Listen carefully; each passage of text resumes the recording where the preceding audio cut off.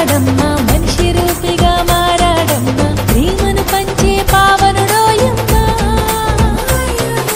పాపుల కోసం వచ్చాడమ్మా మనిషి రూపిగా మారాడమ్మా ప్రేమను పంచే పావనుడోయమ్మా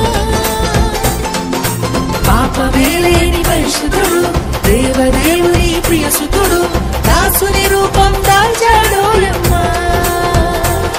మన బ్రతుకులలో వెలుగులని తెచ్చాడోయమ్మా మన కొరకే వచ్చినాడు రక్షకుడేసయ్యా మన కొరకే వచ్చినాడు రక్షకుడేసయ్యా